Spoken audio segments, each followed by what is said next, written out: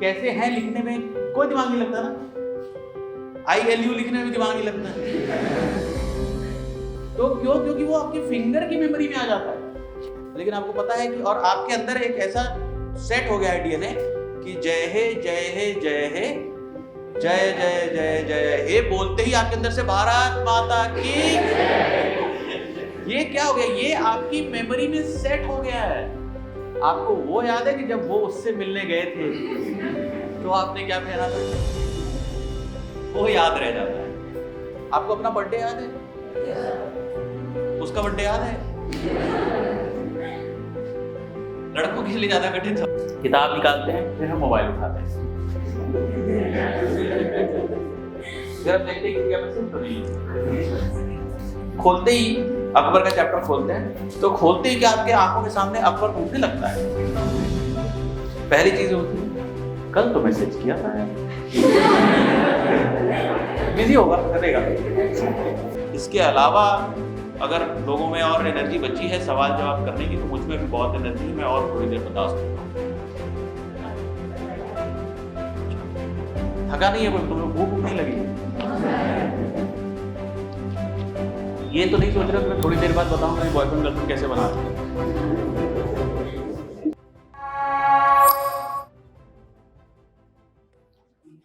अब तो फिर थोड़ा सा एक मेंटल ब्रेक लेते हैं और हम बात करते हैं कि हम कैसे पढ़ें कि हमको एग्जाम में काम आए। ठीक है, पढ़ना तो हम सभी जानते हैं, है ना? हम लोग अभी कैसे पढ़ते हैं, पहले समझते हैं कि हमारा दिमाग, अपने दिमाग को समझते हैं, हमारा दिमाग कैसे चलता है। हमको याद कैसे रहता है, पहले मेमोरी को समझते हैं। आप में से कितने लोग अपने घरों में आरती करते हैं? कौन सी वाली आरती याद है? ओम जय जगदीश हरे। ओम जय जगदीश हरे का तीसरा वाला स्टैंजा किसको याद है? किसी के याद? ठीक, ये कोई बात नहीं, सच। अच्छा, जो ध्यावे फल पाए कष्ट हरो देवा स्वामी। ये आरती में पता है क्या करते हैं? दो लाइन की आरती होती है। पहला वाली लाइन एक बार बोलते हैं, फिर दूसरी वाली लाइन के बाद स्वामी या मैया या देवी कुछ लगाते हैं, तो ताकि बाकी पब्लिक रिपीट कर सके। तो जो हर लाइन का जो दूसरा वाला पार्ट है वो सबको याद रहता है, क्योंकि उसी में बताया गया था। अभी आपको क्यों कष्ट हरे देवा याद है? क्योंकि मैंने अभी बताया। इसको क्या कहते हैं? इस मेमोरी को कहते हैं रीसेंसी, रीसेंट। अभी सुना था तो अभी याद है। जैसे अगर मैं आपसे अभी पूछूं कि मेरा नाम क्या है और मैं कौन से और उसके किस शहर में, क्योंकि अभी बताया आपको मैंने, तो आपको याद है ना? ये एक तो मेमोरी होती है रीसेंट वाली। ठीक है, कई लोग इस रीसेंसी के चक्कर में एग्जाम हॉल में घुसते घुसते भी देखते हुए जाते हैं। दूसरा, इसी आरती से आपको कहता हूं, जब हर बार ये आरती की जब ये दो लाइन कंप्लीट होती है तो फिर आता है क्या? ओम जय जगदीश। किसी को आरती पूरी का याद है? ये वाली नहीं याद है?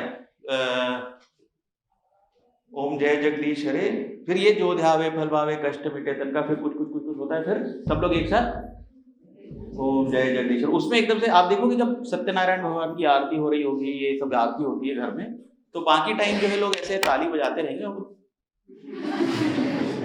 फिर जैसे स्वामी आएगा तो पिछला वाला रिपीट कर देंगे। और जैसे ओम जय, क्योंकि पिछला वाला भी रिपीट पूरा नहीं पकड़ पाते हैं, उसमें एक आध वर्ड पकड़ाता है, एक आध वर्ड नहीं पकड़ाता है, फिर जब लेकिन ओम जय तो फिर सब लोग ओम जय जगदीश हरे। क्योंकि ये क्यों याद रहता है ना? ये क्यों याद रहता है? क्योंकि ये रिपीट होता है। जैसे मैं आपसे ये पूछूं, एक और उदाहरण देता हूं, आप में से कितनों को 2 का पहाड़ा याद है? सबको याद है। 5 का पहाड़ा किसको किसको याद है? 17 का पहाड़ा किसको याद है? जिसने हाथ उठाया, फिर 17 सत्य कितना होता है?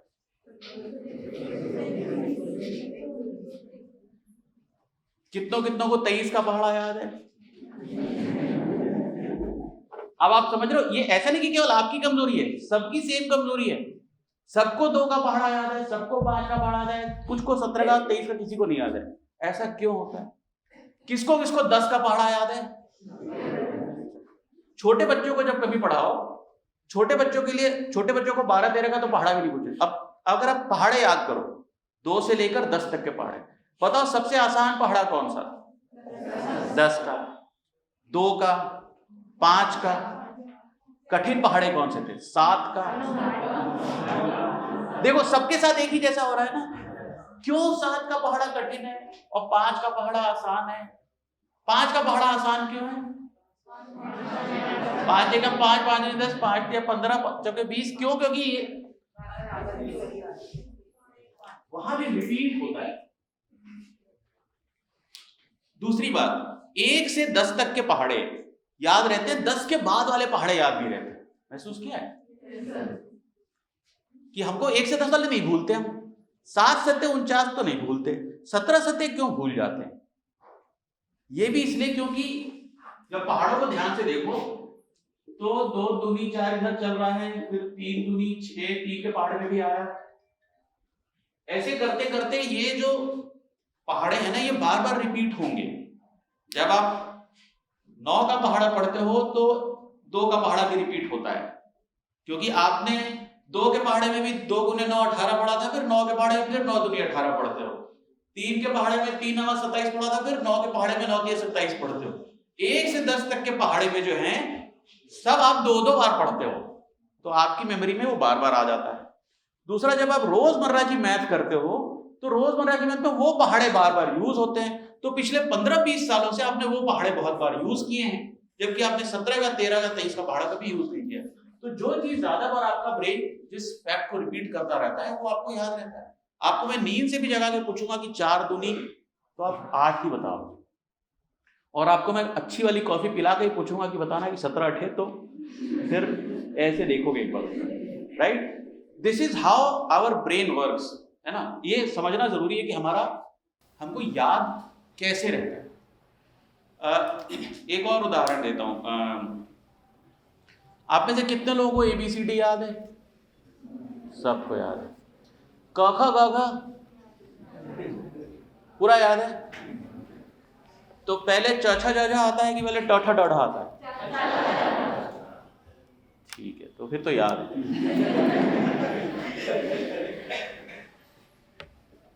ताजमहल कहाँ है? काला ताजमहल कहाँ है? Did you see the difference? आवाज जो है, क्यों? क्योंकि ताजमहल कहाँ है ये बचपन से कई दफा पढ़ा है। काला ताजमहल कहाँ है ये अभी PSC की तैयारी करते थे, किसी ने पढ़ा किसी ने नहीं पढ़ा। तो जो इंफॉर्मेशन हमारे दिमाग को बार बार मिलती रहती है वो हमें याद हो जाती है ना। ये एक और उदाहरण देता हूँ। आप में से कितने लोग जिम वगैरह कभी गए हैं या खेल कूद कुछ किया है? जब पहली बार हम जिम जाते हैं, है ना, तो जिम हम ऐसे डंबल करते हैं, पहले दिन हम कितना भी कर लें, खासकर पहले दिन हम अनंत करते हैं कि तो बहुत हल्का है यार, तो कह रहे तो बहुत भारी 25 है, तो मैं तो अरे कुछ भी नहीं हो रहा, और हम करते जाते हैं अरे यार तो 50 कर लूँगा, 50 में सेट कर लेते, मतलब हो गया यार, ऐसे ही डरा रहा था। और उसके जब अगले दिन सुबह है ना, फिर जिम वाला क्या बोलता है कि सर आज फिर करो 50। बोले अरे यार दर्द हो रहा है, कल 50 किलो। बोले सर आज फिर करो तभी ठीक होगा। बोले ये कैसे हो सकता है, जिससे दर्द हुआ उसी से कैसे, जो दर्द है वही दवा है, ये तो इश्क हो गया यार। तो कैसे क्या होता है आप देखोगे, फिर आप रोज, जो लोग रोज रेगुलर जिम जाते होंगे, पहले 10 दिन कठिन होते हैं जिम के, उसके बाद आप रोज जाने लगो, फिर वो 50 करते रहो तो कुछ होता ही नहीं है, कुछ भी नहीं होता। रोज 50 करते रहो वो दर्द नहीं होता। क्यों? क्योंकि जो ये मसल है ना, इस मसल की भी मेमोरी होती है। आप लोग फोन पे चैट करते हो, ठीक है, क्या हर बार चैट करते इसमें उसका कीबोर्ड पढ़ना पड़ता है? नहीं ना।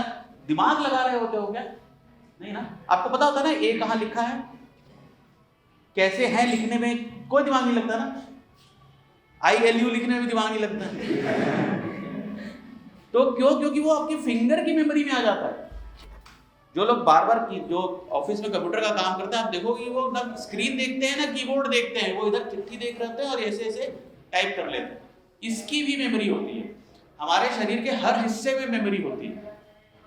अगर आपको इसका आप नहीं मानते हो तो मैं आपको एक छोटा सा, आज अब जब घर जाओ ना, जब आप ट्राउजर पहनते हो या जीन्स पैंट पहनते हो तो ध्यान देना कि पहले कौन सा पैर डालते हो, ध्यान देना अपने, है ना।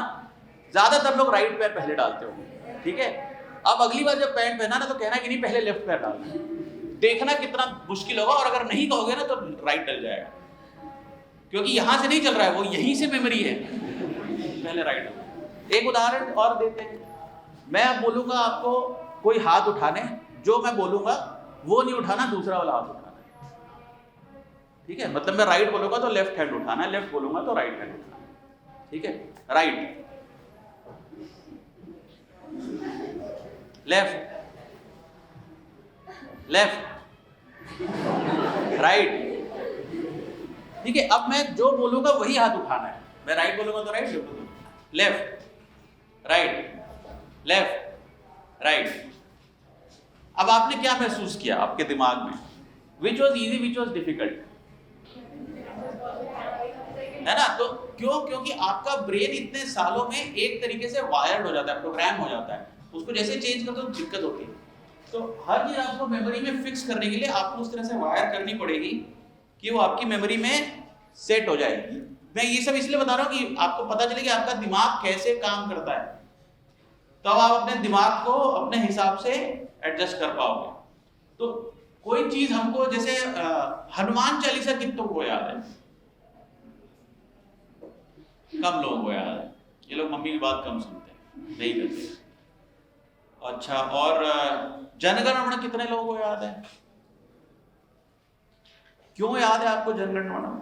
अब आप है, क्योंकि आप जब रोज स्कूल जाते होगे तो आप कितनी भी नींद में रहते होगे और ऐसे ऐसे खुजा करते, लेकिन एक जो है वो स्टेज पे, तो आपने चाहा नहीं याद करना, लेकिन सुनते सुनते सुनते सुनते जो है वो याद हो गया। मतलब भी नहीं पता आपको उसका कि क्या मतलब है, लेकिन आपको पता है कि, और आपके अंदर एक ऐसा सेट हो गया है डीएनए कि जय हे जय हे जय हे जय जय जय जय हे बोलते ही आपके अंदर से भारत माता की, ये क्या हो गया? ये आपकी मेमोरी में सेट हो गया है। अगर मैं आपको कह दूं कि जनगण मन खत्म होने के बाद भारत माता की जय नहीं बोलना है, तो आपको ऐसे लगेगा कि अरे कुछ इनकम्प्लीट सा है ये। एक बार नहीं तो अगर मैं बीटी पे बोल दूं ना कभी, इसके बाद भारत माता की जय नहीं होगा, तो फिर थोड़ा लोग भारत माता की जय अंदर से बोल लेते हैं थोड़ा सा। इसको क्या कहते हैं? इसको कहते हैं हैबिट हो जाती है। हैबिट, एक सेम एक्टिविटी हमारे ब्रेन को जब आप बार बार रिपीट करते हैं तो आपकी हैबिट में आ जाता है। ऐसे ही जो आप पढ़ रहे हैं, जब आपकी हैबिट में आ जाएगा ना, तो आपको उसके लिए एफर्ट नहीं करना पड़ेगा। लेकिन वो हैबिट में कैसे आएगा? तो एक तो बहुत बेहतर तरीका है, वो है रिपीट। सबसे सिंपल और सबसे पुराना, कई हजार वर्षों से चला आ रहा तरीका है याद करने का, वो है रिपीट करना। रिपीट करने से चीजें याद हो जाती। अब रिपीट करने को भी और समझते हैं। कोई चीज जो आपने 1 बरस पहले पढ़ी थी, हमारा दिमाग कैसे काम करता है? हमारे दिमाग में आप समझ लो कि मेमोरी के ऐसे ऐसे बॉक्सेस रखे जाते हैं, है ना, एक के ऊपर मेमोरी के बॉक्स रखते जाते हैं। जैसे आपको ये याद है कि कल आपने क्या पहना था? कितनों को याद है? कुछ को याद है, कुछ को नहीं याद है। अच्छा, आपको वो याद है कि जब वो उससे मिलने गए थे तो आपने क्या पहना था? वो याद रह जाता है। क्यों? क्योंकि उसमें बहुत आपने दिमाग लगाया था उस समय, वो आपके लिए एक इंपॉर्टेंट इवेंट था, तो आपको याद रह जाता है। आपको आज की डेट याद है? कुछ को याद है, कुछ को मुझे देखनी पड़ती है। आपको अपना बर्थडे याद है? उसका बर्थडे याद है?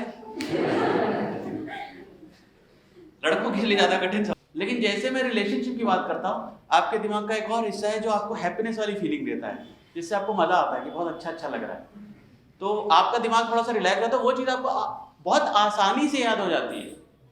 जो चीज जिसमें आप कंफर्टेबल फील कर रहे हो ना, आपको 5 रसगुल्ले वाली कहानी एकदम से आपको हंसी आ गई तो आपके दिमाग में रह जाएगी वो कहानी, पक्का ये चुटकुला किसी को रिपीट करोगे जाके कभी। तो which part of the brain captures what memory, ये इससे फर्क पड़ता है। भाई ये एग्जांपल इसलिए दे रहा हूं कि जब आपकी पढ़ाई भी को भी आप इस मोड में कर लोगे ना तो वैसे ही याद रहने लगे। जैसे कहानियां याद रहती हैं हमको, लेकिन हिस्ट्री की डेट्स याद नहीं रहती। आपसे कोई पूछे कि पानीपत की पहली लड़ाई, पानीपत की दूसरी लड़ाई, पानीपत की तीसरी लड़ाई, तो आपको रट्टा लगा के आपने याद किया होगा, है ना। लेकिन कहानी जो है, कहानी हमको याद रहती है। अगर मैं आपसे ये पूछूं कि 3 इडियट्स की कहानी याद है तो आपको 3 इडियट्स की कहानी याद होगी, है ना। और कौन सी फिल्म आजकल हिट हुई है? पद्मावत फिल्म देखी किसी ने? तो पद्मावत फिल्म की क्या चीज याद रह गई आपको? अगर कितने लोगों ने पद्मावत फिल्म देखी थी? कुछ ही नहीं देखी थी। चलो कोई और हिट फिल्म जो देखी हो, जोधा अकबर देखी थी, ऋतिक रोशन और ऐश्वर्या राय की, बहुत साल पहले आई। आजकल कोई हिस्ट्री फिल्म आई है? गांधी फिल्म देखी थी? नहीं देखी। देख लो यार, हिस्ट्री थोड़ी देखा तो हिस्ट्री वाली फिल्में देख लिया। दबंग देखी थी? दबंग क्यों भी देखी होगी। कुछ चीजें जिनमें दिमाग कम लगता है, जिसमें ना क्यों, क्योंकि उसमें इंफॉर्मेशन कम होती है, वो आसानी से याद हो जाती है। तो क्लटर को कम कर दें, है ना। जैसे आप कोई डॉक्यूमेंट्री देखते हो और उसकी जगह कि आप स्टैंड अप कॉमेडी देखते हो, तो आपको स्टैंड अप कॉमेडी आसानी से याद रहती है, क्योंकि उसमें आपका खुद का दिमाग कम लगता है, चीजें आसान होती हैं। जबकि डॉक्यूमेंट्री देखते तो आपको पूरे टाइम अटेंटिव रह के सोचना, दिमाग लगाना पड़ता है। तो अगर आप डॉक्यूमेंट्री को फिल्म की तरह देखोगे, कॉमेडी की तरह देखोगे, एंटरटेनमेंट की तरह देखोगे, तो आपको वो ज्यादा देर तक याद रहेगी। This is how our brain works. When, जिसको मैं कहता हूं when work feels like fun, जब पढ़ाई जो है वो फन लगे, मजा लगे, तो याद रह जाती है। आपको पता नहीं चलता है कि आपने कुछ पढ़ लिया। I have a very interesting anecdote जो अपनी बेटी को सुनाता रहता हूँ। मेरे पापा ने मुझे बचपन में सुनाया था कि 2 भाई थे जो बिल्कुल पढ़ने के लिए तैयार नहीं थे। जमींदार के बेटे थे, तो उनको बाहर से टीचर लाकर होम स्कूलिंग कराने की कोशिश करते थे। जो भी टीचर आता था तो कभी किसी के धोती में फुलझड़ी लगा दे और कभी किसी के कुर्सी के नीचे बम रख दे, कुछ ऐसा कर दे तो टीचर भाग जाए। एक टीचर आया कि मैं पढ़ा लूंगा। उसके बाप ने कहा कि नहीं पढ़ा पाओगे, बहुत बदमाश लड़की। बोले मैं पढ़ा लूंगा। तो बच्चे इंतजार कर रहे थे कि पढ़ाएगा और हम इसको परेशान करेंगे। तो उन्होंने कहा कि बच्चों खेलने चले आम के बगीचे में, आम तोड़ते। बच्चे ने कहा ये तो आदमी सही लग रहा है। बोले हाँ चलो आम के बगीचे में चलते हैं। बोले अरे तो कितने सारे आम के पेड़ है। बोले देखो 1 2 3 4 5 6 7 आम के पेड़ है। उन्होंने बोला हाँ सर 7 आम के पेड़ है। चलो एक आम मैं तोड़ता हूँ, पत्थर मारते हैं। एक आम उसने तोड़ा, 2 ऐसे के। बोले देखो यार मैंने 3 आम तोड़ दिए, तुमने कितने आम तोड़े? बोले सर जी मैंने 2 आम तोड़े। अरे मेरे और तुम्हारे आम मिला कितने आम हो गए? तो बोला अरे भैया भागो, ये तो पढ़ा रहा है।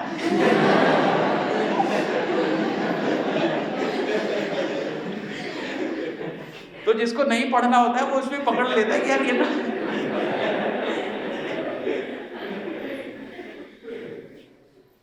जब पढ़ाई जब फन हो जाती है ना, जब आसानी से, तो याद रहती है। तो अब मैं having given all this background आपको कुछ तरीके बताता हूं। रिपीट वाले में भी, रिपीट और रिसेंसी, इसको अगर आप कंबाइन कर देंगे ना तो आपको याद ज्यादा रहेगा। जैसे हम कोई बुक उठा रहे हैं, तो एग्जाम्पल लेते हैं कि हम पॉलिटी उठा रहे हैं, ठीक है। पॉलिटी का पहला चैप्टर पढ़ा, पहला चैप्टर पढ़ने में वो कितना टाइम लगेगा? सुबह से शाम हो जाएगी। एक चैप्टर पढ़ने में क्या हो सकता है 2 दिन लग जाएंगे, ठीक है। पहली बार में जब हम कोई चीज पढ़ेंगे, अगर आपने पहली बार वो किताब उठाई है तो हो सकता है कि पहली बार में आपको उसका 5 या 10% समझ में आएगा, लेकिन आपको बहुत कुछ याद रहेगा उसका। अब हम क्या करते हैं, उसके बाद हम दूसरे चैप्टर पे चले जाएंगे, फिर हम तीसरे चैप्टर चले जाएंगे। ऐसे करते करते हम 20वें चैप्टर पहुंच जाएंगे 1 महीने बाद। 1 महीने बाद जब हमसे पूछा जाएगा पहले चैप्टर में क्या था, तो हमको कुछ याद नहीं रहेगा। क्यों? क्योंकि हमारा दिमाग जो है वो ऐसे बॉक्सेस में एक के ऊपर एक इंफॉर्मेशन रखता है। पहले बॉक्स में चैप्टर 1 रखा, फिर चैप्टर 2, फिर चैप्टर 3, और क्या होता जाता है कि दिमाग जो है ऐसा समझिए कि एक ऐसा घड़ा है जिसमें इधर थोड़ा सा छेद बना हुआ है, तो इधर से पानी भरते जाते हैं तो उधर से थोड़ा थोड़ा सा निकलता जाता है। तो जब तक आप चैप्टर 20 पे पहुंचते हैं तो चैप्टर 1 जो है काफी हद तक बह के और दिमाग की लिमिटेड स्पेस है, जैसे कंप्यूटर की होती है ना, आपके फोन की होती है कि इतने मेमोरी होता है ना, इतना साइज का, इतना गीगाबाइट, इतना टेराबाइट। तो वो तो आप पैदा हुए हो, कुछ लोग के पास केवल 100 MB की है, कोई 10 टेराबाइट की उससे पैदा हुआ था। वो तो आपके ऊपर है कि आपकी कितनी टेराबाइट, कितने गीगाबाइट का स्पेस है। जितना भी स्पेस हो उतना वो इंफॉर्मेशन रखता है, बाकी जो है वो। तो दिमाग का सिंपल एल्गोरिथम ये है कि जो रिसेंट इंफॉर्मेशन है, जो अभी आई है, वो इंपॉर्टेंट है। दिमाग है जो अभी बताया गया वो सबसे महत्वपूर्ण है, उसको रख लो। तो अब जगह नहीं है तो जो सबसे पुरानी थी उसको बाहर कर लो। तो क्या होता है, जब हम किसी इंफॉर्मेशन को रिपीट करते हैं, जैसे एक इंफॉर्मेशन हमने चैप्टर 1 की एक इंफॉर्मेशन दिमाग में रख ली नीचे, ठीक है। अब ये इंफॉर्मेशन जब डे 1 पे इंफॉर्मेशन इतनी थी, डे 100 पे ये इंफॉर्मेशन क्योंकि और बहुत इतनी सी बची है, बाकी उस छेद से निकल गई। जब हम डे 100 पे वापस से चैप्टर 1 पढ़ेंगे तो क्या होगा कि चैप्टर 1 इसी के ऊपर फिर से चैप्टर 1 टिकेगा। तो पहले की कुछ इंफॉर्मेशन बच जाएगी और नई और इंफॉर्मेशन जुड़ेगी। जब तीसरी बार पढ़ेंगे तो उसके ऊपर और, चौथी बार पढ़ेंगे तो उसके ऊपर और, ऐसे करते करते मल्टीपल बार पढ़ते जाएंगे तो वही इंफॉर्मेशन बार बार हमारे दिमाग में रिपीट होती जाएगी। 1 मिनट। तो जब हम सेम इंफॉर्मेशन बार बार रिपीट करेंगे तो क्या होगा कि ये जो रेसिड्यू जो बचता है ना, जो बचा हुआ, वो बढ़ता जाएगा। जैसे मैंने कहा ना कि आपको ABCD कभी नहीं देखेंगे, ABCD बार बार यूज होती रहती है, हर थोड़े थोड़े दिन में बाद यूज रहती है। तो एक तरीका तो है कि 100 दिन बाद फिर चैप्टर 1 आए, फिर उसका चैप्टर 1 का तीसरी बार नंबर जो आएगा वो फिर 100 दिन बाद आएगा, तो कम बचेगा। इसकी जगह डे 1 में चैप्टर 1 पढ़ा और डे 2 पे फिर से चैप्टर 1 ही पढ़ लिया, फिर से दूसरे दिन भी चैप्टर 1 ही पढ़ लिया। तो क्या होगा, जब 100 दिन हो गए ना, तो 100 दिन बाद जो है, पहली बार में 100 दिन बाद कितना बचा था, जब एक ही चैप्टर को डे 1 में पढ़ा फिर डे 2 पढ़ेगा तो हो सकता है 100 दिन बाद जो है थोड़ा सा उससे ज्यादा दिमाग में बचा हुआ रहे। तो बहुत बच्चे क्या करते हैं, ये ट्रिक मुझे अपने किसी दोस्त ने सिखाई थी कि हम बहुत बार एक चैप्टर खत्म होता है तो हम ब्रेक लेते हैं, फिर हम अगले चैप्टर पे चले जाते हैं, अगले सब्जेक्ट पे चले जाते हैं। ये करने की जगह जैसे एक चैप्टर खत्म हो ब्रेक लें और फिर उसके बाद वापस से वही चैप्टर पढ़ना शुरू कर दें। तो मैंने कहा इससे तो बहुत डबल टाइम लगेगा। बोले नहीं लगेगा डबल टाइम। पहली बार जब आप कोई चैप्टर पढ़ोगे तो अगर उसमें 2 घंटे लगेंगे, वो 2 घंटे इसलिए क्योंकि आपके लिए वो हर शब्द, हर पन्ना, हर फोटो, हर डायग्राम सब कुछ नया है।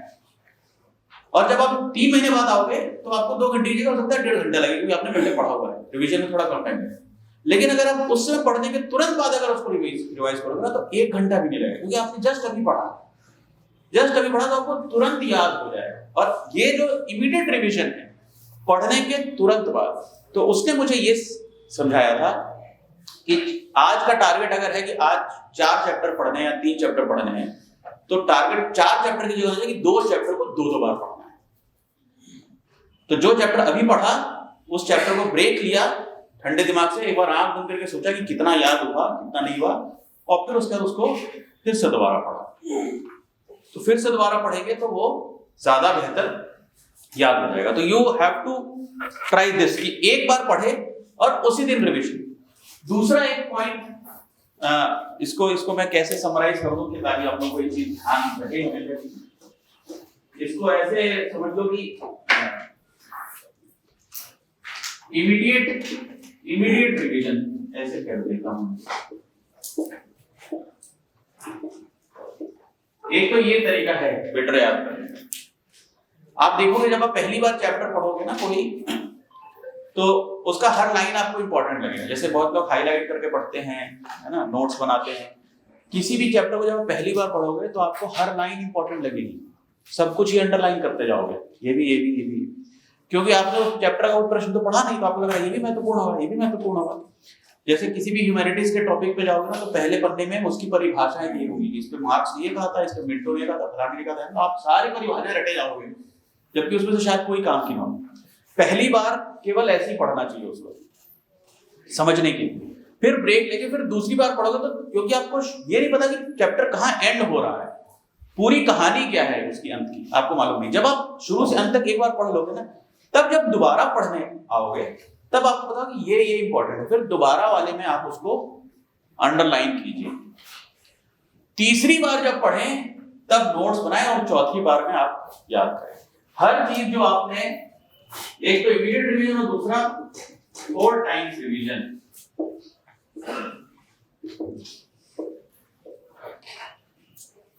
हर चीज जो 4 बार नहीं पढ़ी गई वो किसी काम नहीं आएगी। ये एक कठिन लेकिन एक कटु सत्य है। जो चीज आपने एक बार पढ़ी है वो 100% गारंटी है कि एग्जाम के दिन उसका 1% आपको याद नहीं रहेगा। आप मेंस का आंसर लिख रहे होगे तो उसमें से कुछ भी यूज नहीं कर पाओगे क्योंकि कुछ याद ही नहीं रहेगा उस दिन। जो 2 बार पढ़ा है उसकी प्रोबेबिलिटी हाई है कि एग्जाम के दिन वो थोड़ा थोड़ा याद रहेगा। जो 4 बार पढ़ा है वो कभी नहीं भूलता, है ना। तो और 4 बार आसान नहीं है किसी चीज को पढ़ना। आपको लगेगा 4 बार पढ़ने में 4 गुना टाइम लगेगा, नहीं। अगर आप पहली बार पढ़ने में 1 घंटा लगा रहे हो, इमीडिएट रिवीजन करोगे तो वो आधे घंटे में हो जाएगा। फिर जब तीसरी बार पढ़ने आओगे, क्योंकि आप 2 महीने 3 महीने बाद आओगे जब आपका पूरा सिलेबस कंप्लीट हो जाएगा, तीसरी बार पढ़ो तो फिर आधा घंटा लगेगा। तो मैं ऐसे करता था कि पहली बार पढ़ा तभी दूसरी बार पढ़ लिया एक चैप्टर, फिर नेक्स्ट चैप्टर पे गए। फिर जब 3 महीने बाद जब सिलेबस कंप्लीट हो गया फिर जब तीसरी बार पढ़ा तभी चौथी बार भी पढ़ लिया। तो जब चौथी बार का है वो 15 मिनट लगता है, 5 मिनट लगता है एक चैप्टर को रिवाइज करने में। और इसका क्या फायदा होता है, जब पहली बार पढ़ते हो तो लगता है कि इस चैप्टर में 100 महत्वपूर्ण बिंदु, पहली बार पढ़ते इसमें लगता है इसमें 100 महत्वपूर्ण बातें। तुरंत दूसरी बार पढ़ते हो तब लगता है कि नहीं 100 नहीं, इसमें 85 महत्वपूर्ण बातें। जब तीसरी बार पढ़ते हो तो आता है कि नहीं 50 नहीं 20 महत्वपूर्ण बिंदु याद रहेंगे, इससे मुझे पूरा चैप्टर है। तो जब चौथी बार पढ़ो तो 5 महत्वपूर्ण बिंदु पे आ जाओगे कि इन 5 चीजों से मुझे पूरा याद है। कीवर्ड्स पे आ जाओगे। जैसे पहली बार पढ़ोगे तो आपको लगेगा कि यार अकबर की कितने साल का था जब हेमू से लड़ाई हुई थी, वो लड़ाई कहाँ हुई थी, अकबर को बैरम खान ने पाला था, आपको सब कुछ इंपॉर्टेंट लगेगा। जब चौथी बार पढ़ोगे तो आपको केवल लगता है कि हेमू, बैरम खान, बस ये 2 शब्द और आपको पूरी कहानी आगे की याद रहेगी। उतना ही बहुत बहुत है। एग्जाम में लिखते समय भी ऐसे ही होगा। आपका क्वेश्चन आएगा तो आप लिखोगे कि अकबर पे क्वेश्चन है, हेमू, बैरम खान, पानीपत, इतना लिखना है मुझे, धड़ धड़ धड़ धड़ मैं लिख लूंगा। ये चौथी बार पढ़ के ही होता है। तो ये अपना सिद्धांत बनाना पड़ेगा आपको कि आप किसी भी चीज की चौथी रिवीजन तक जरूर पहुंचे एग्जाम से पहले। 2 रिवीजन तक तो आपको इमीडिएटली पहुंचना ही चाहिए।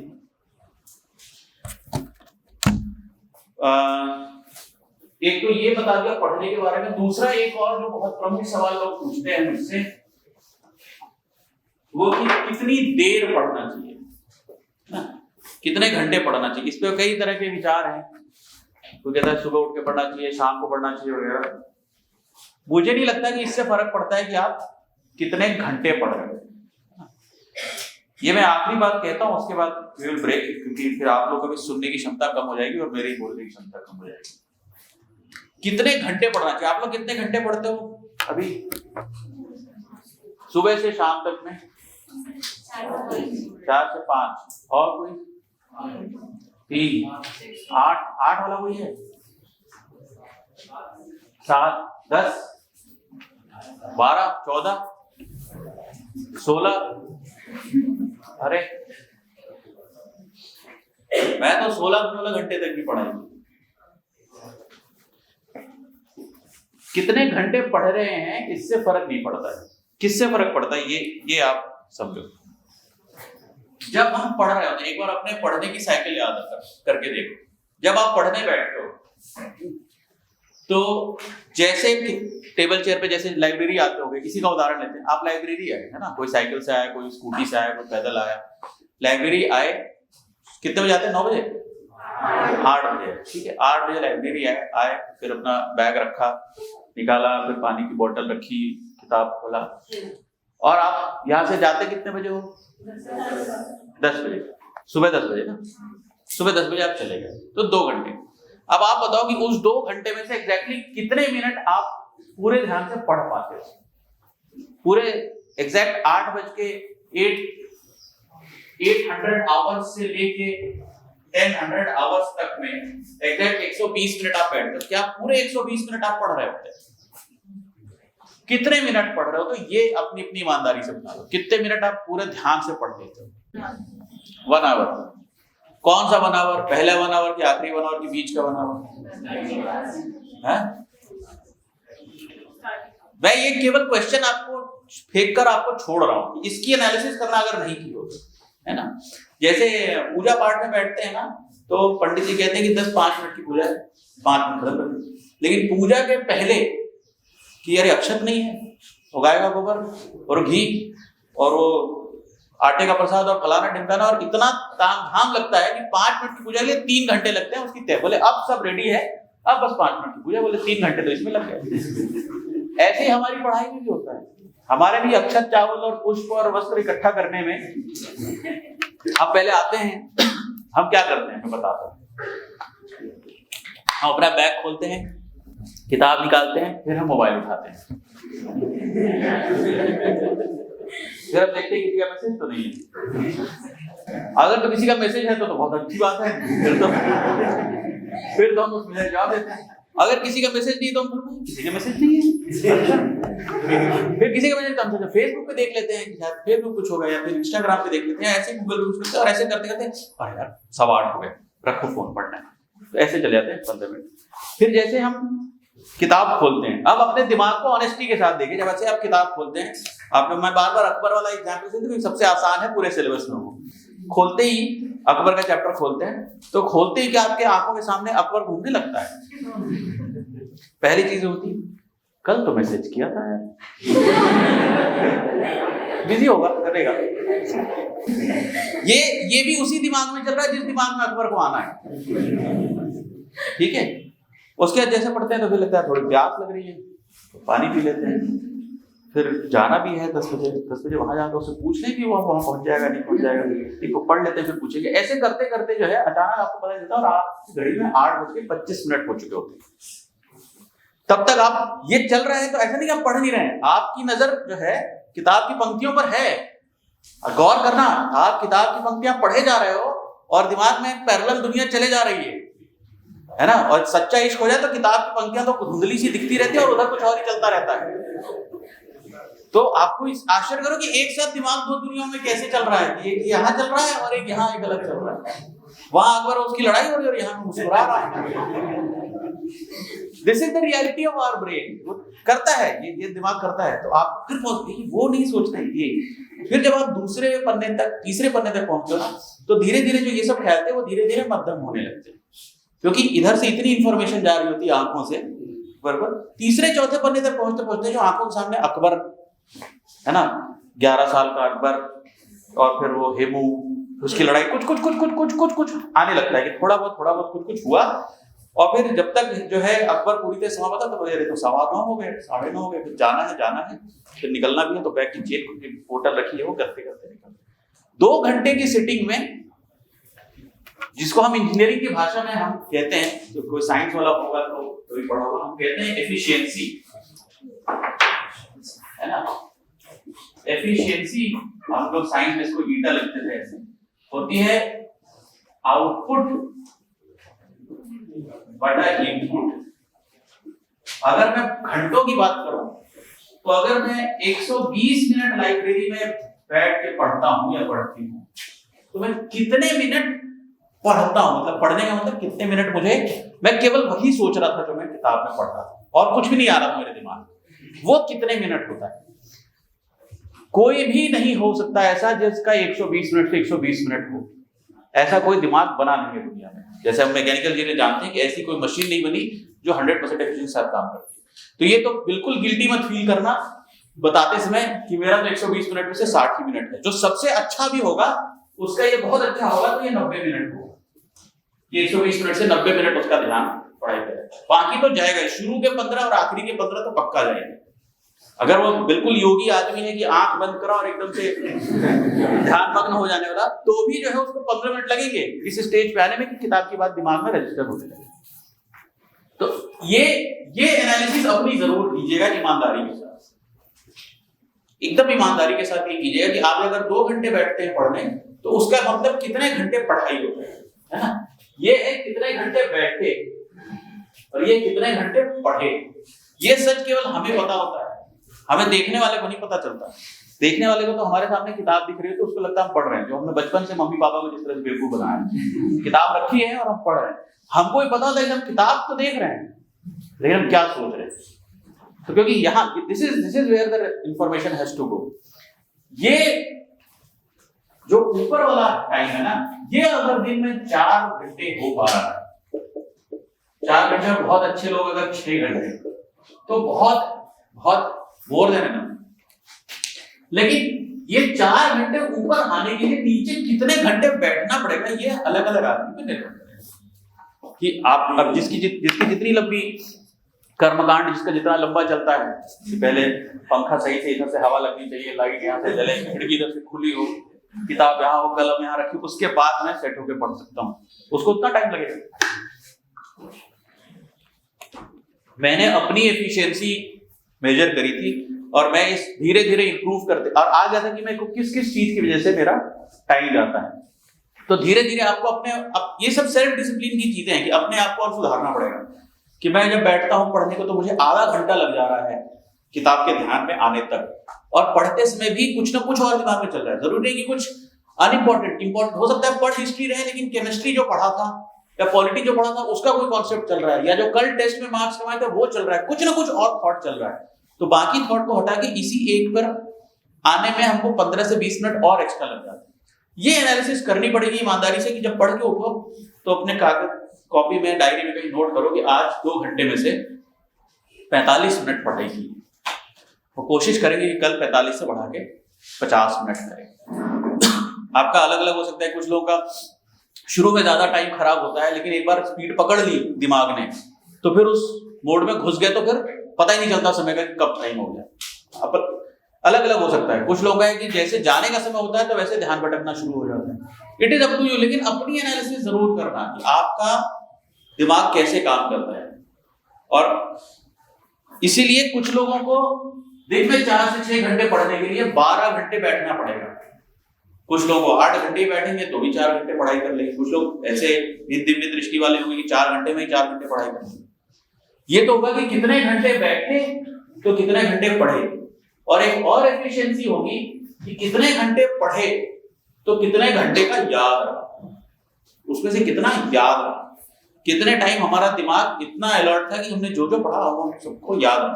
ये तभी क्लियर होगा जब आप फर्स्ट रीडिंग के बाद सेकंड रिवीजन भी तुरंत करोगे, तब आपको समझ में आएगा कि आपने जो पढ़ा उसका कितना % आपको याद है। यही 2-3 टिप्स हैं जो आपको शायद जो आप पढ़ो उसको ज्यादा बेहतर याद करने के लिए